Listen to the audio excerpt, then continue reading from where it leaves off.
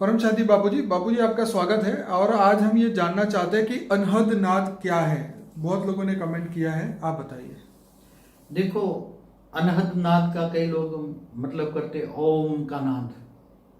ओम का नाद माना, ओम किसको कहते हैं? आ उ म। आ उ म माना ब्रह्मा विष्णु महेश।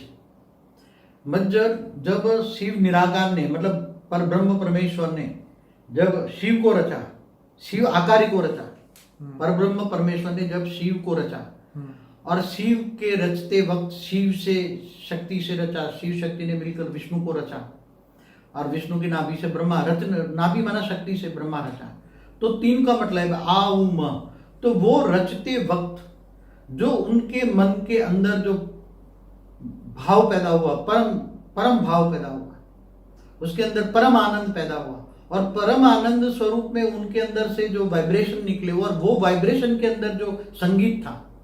हर कोई वाइब्रेशन जब आत्मा परम आनंद स्वरूप में होती तो उसके अंदर परम आनंद का संगीत निकलता है, परम आनंद का संगीत।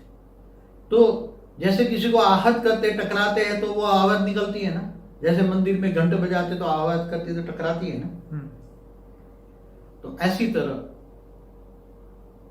वो ब्रह्मा विष्णु महेश माना निराकारी शिव और आकारी शिव, शिव शक्ति का जब सर्जन हुआ तो उसी वक्त उसी प्रोसीजर करते वक्त निराकार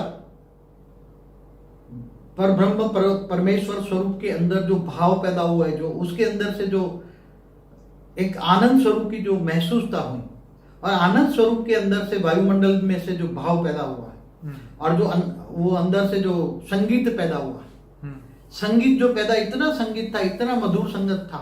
तो कहते हैं ब्रह्मांड के सर्जन के वक्त ओम की ध्वनि निकली। ओम की ध्वनि क्या? आहत नाद माना ओम की ध्वनि, ओम की ध्वनि कहते हैं। तो ओम की ध्वनि, वो ओम की ध्वनि माना परम आनंद स्वरूप की जो वाइब्रेशन ध्वनि जो पर ब्रह्म परमेश्वर ने ब्रह्मा विष्णु महेश को रचने वक्त जो किया और जो भावना पैदा हुई, जो वो ध्वनि वो परम तत्वों में व्याप्त हो गई और परम तत्वों में व्याप्त होते धीरे धीरे तो पूरे ब्रह्मांड में फैल जाती है ना। चाहे कोई भी ध्वनि होती है वो बाद में तो धीरे धीरे ध्वनि तो सभी आज वाइब्रेशन में आप पूरे ब्रह्मांड में व्याप्त हो गई ना। अभी वो ध्वनि को समझने के लिए आत्मा को आत्म स्वरूप की अनुभूति हो, वो ही स्टेज चाहिए ना वो ध्वनि पकड़ने के लिए।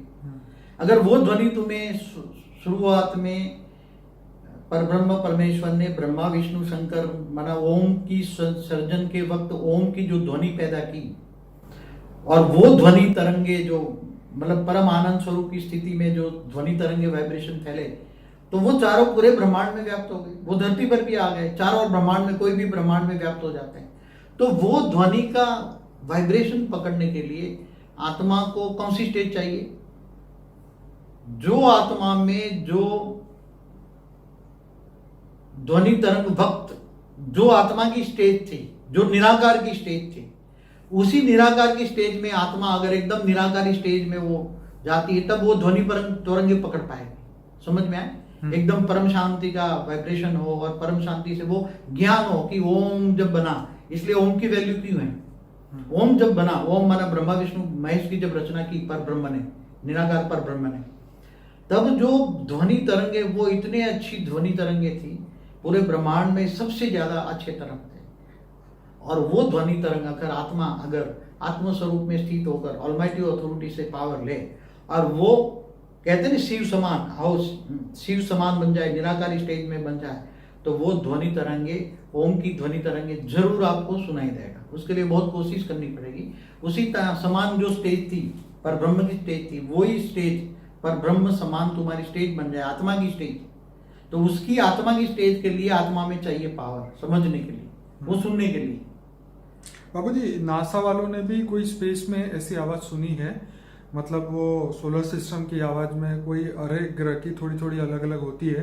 देखो तो, जी, जो वायुमंडल के अंदर तो कितने प्रकार की आत्मा होगी, क्या आवाज होगी? आवाज कितने प्रकार की? बहुत। हर आत्मा की आवाज वायुमंडल में आएगी बाद में। तो ठीक है। फिर ब्रह्मा ने जो सप्तर्षियों को सर्जन किया, सप्तर्षियों जो उन्होंने भी सर्जन किया, उसके भी सर्जन किया। तो सर्जन करते वक्त जो मन में भाव पैदा होते हैं या फिर वापस में ये धीरे धीरे गिर जाते हैं सर्जन करते करते, फरिश्ता देवता बनते, देवता से मनुष्य बनते, मनुष्य भी, और फिर ये सूर्य बनता है, सूर्य धरती बनती है, फिर चारों ओर धरती भी घूम रही, तो उसकी भी आवाज तो वायुमंडल में है ना, मगर सुन सकते हैं, धरती घूम रही इसकी आवाज सुन सकते हैं, सारे ग्रह भी घूम रहे तो उसकी भी आवाज तो होगी ना। सूर्य के अंदर जो S2 S3 में जो परिवर्तन होता है उसका एक्सप्लोजन होता है, जो क्या बोलते हैं उसका स्फोटन होता है, विस्फोट होता है, तो क्या उसकी आवाज नहीं होगी? तो वो सूर्य की जो फोटोन आ रहे हैं तो उसमें नहीं जाएगी, आवाज तो जाएगी ना।